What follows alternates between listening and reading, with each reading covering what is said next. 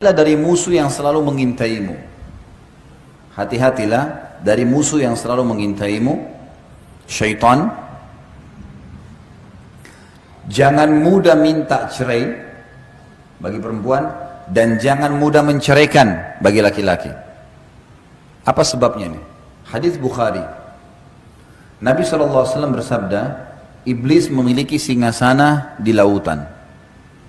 Setiap hari anak cucunya melapor, saya baru buat orang mabuk, saya baru buat orang dusta, saya baru buat orang riba, saya baru buat orang zina. Sama iblis dianggap biasa semua. Ya sudah. Pas ada anak cucunya mengatakan saya baru menceraikan suami istri, sama iblis diangkat didudukan di singgasananya, berhenti tugas. Udah, yang penting sudah rusak satu rumah tangga, cerai, itu sudah prestasi yang paling tinggi dikejar oleh iblis. Kenapa? Rusaknya rumah tangga, ributnya suami istri, Bapak Ibu sekalian, akan mengacaukan seluruh masyarakat. Karena kalau ribut dua orang saja suami istri, sudah cukup seluruh keluarganya juga ikut ribut. Lingkungan teman-temannya semua juga ikut ribut, pro kontra. Kalaupun terjadi cerai, anak-anaknya jadi kacau semuanya. Secara kejiwaan masih muda, masih anak-anak, semua terpukul secara kejiwaan. Mau ketemu ayahnya, ibunya nggak kasih. Mau ketemu ibunya, ayahnya nggak kasih, dan seterusnya. Jadi memang cerai itu target utama iblis. Makanya hati-hati. Kata para ulama, kalau di luar rumah ada 5 syaitan atau 10 syaitan mendampingi seorang yang beriman, mencari untuk menggodahnya, maka dalam rumah tangga ada 1000 syaitan. Kadang-kadang masalah kecil. Mungkin suami bisa tersinggung hanya karena lupa dibuatin teh atau kopi atau dicuciin bajunya oleh istrinya. Atau mungkin ada yang dia minta dikerjakan di rumah, istrinya lupa, syaitan buat dia lupa. Sudah cukup untuk marah sama istrinya. Seorang istri sudah cukup untuk marah, bahkan bisa minta cerai hanya karena ingin diantar ke satu tempat suaminya belum sempat. Yang betul ada kesibukan. Akhirnya tersinggung, kalau ibumu kau dahulukan, kalau saya tidak, panjang ceritanya. Kalimat cerai lagi. Hati-hati. Kata Nabi SAW, jangan main-main di 3 hal. Pernikahan, perceraian, dan rujuk. Kembali setelah cerai. Ini nggak boleh main-main. Nggak boleh orang dalam Islam, Bapak Ibu punya teman, kemudian Bapak Ibu punya anak laki-laki, temannya punya anak perempuan. Lalu kita bilang, Bapak Ibu ini bilang sama temannya, nanti anak kita kalau besar kita jodohin ya. Nah, ini dalam Islam berlaku kalau si teman mengatakan, oke, baik, sepakat. Anak-anak ini nggak boleh dinikahin pada saat dewasa kecuali sudah disampaikan. Dulu ayah sama ibu pernah jodohin kamu sama anak itu, mau nggak? Oh, saya nggak mau ayah, nggak mau ibu, ya sudah. Kalau nggak ini terikat, ada hukum di sini. Karena dua-duanya sudah sepakat, dan kata ulama masuk dalam hadis Nabi SAW, al-mu'minuna ala syurutihim. Orang-orang mukmin terikat dengan syarat yang telah disepakati, nggak boleh nih. Nikah, nggak boleh main-main. Makanya kalau ada yang bercanda pun, nanti kita jodohin anak kita ya. Itu tergantung kalau Allah takdirin. Nggak bisa saya katakan kalau iya ini anak-anak terikat nih. Nggak boleh. Cerai, nggak boleh nih. Ucapin sembarangan, apalagi bapak-bapak, hati-hati. Pengucapan kalimat cerai, dan kata ulama, hikmah kenapa cerai di tangan laki-laki bukan tangan perempuan, karena mereka pakai akal fikiran. Kalau mau menceraikan masih berpikir nih, ini kedepannya bagaimana, ini nanti bagaimana, anak bagaimana, panjang nih ceritanya. Kalau perempuan tidak, pokoknya ceraikan saya tidak mau tahu. Besok apa terjadi ini urusan nanti.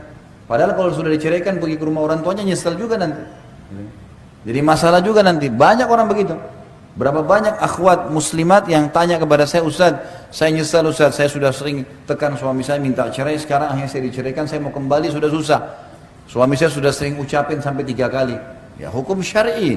Kenapa ibu main-main? Gak boleh main-main. Bapak-bapak juga gak boleh main-main nih. Darurat sekali baru diucapin kalimat itu.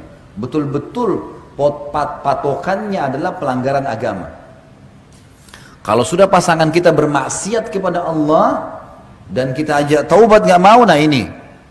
Di sini boleh kita gunakan kalimat mulia itu. Kalau tidak ada pelanggaran agama, Bapak Ibu sekalian, hanya urusan dunia, kurangnya pendapatan, masih butuh pengaturan waktu, adaptasi, tradisi keluarga, anulah ya, mudahkanlah urusan dunia. Bagaimana bapak-bapak tinggal 30 tahun di rumah tangga di rumah tangga orang tuanya dengan pola makan, cara berpakaian, cara ngomong, situasi keluarga ada.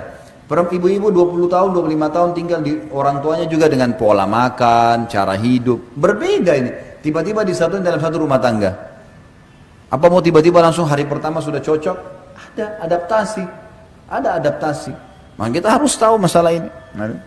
Hati-hati, jangan main-main. Sampai kata ulama bagi bapak-bapak, kalau ada, saya pernah belajar fikih di tingkat 3 kuliah di kuliah dakwah di Madinah.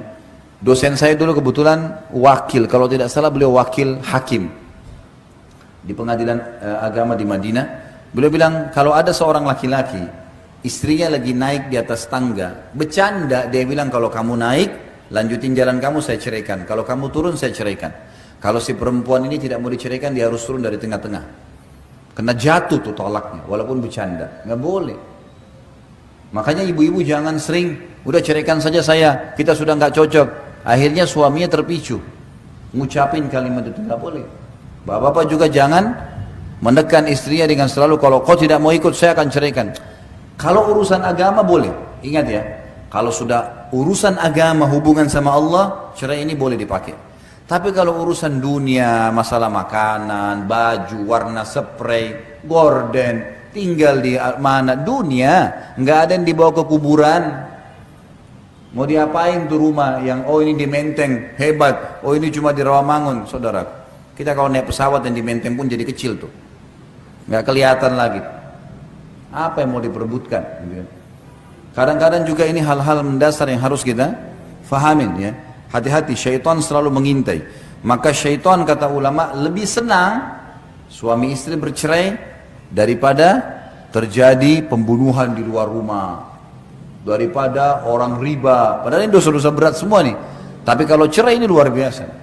Luar biasa, si suami akan sakit kepalanya, kalau cerai istrinya akan sakit kepalanya, hidup mereka jadi tidak tenang, anak-anak jadi korban.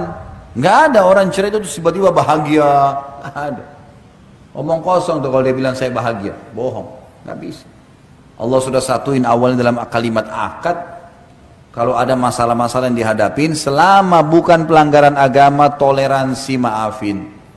Nanti kita jelasin di pilar selanjutnya.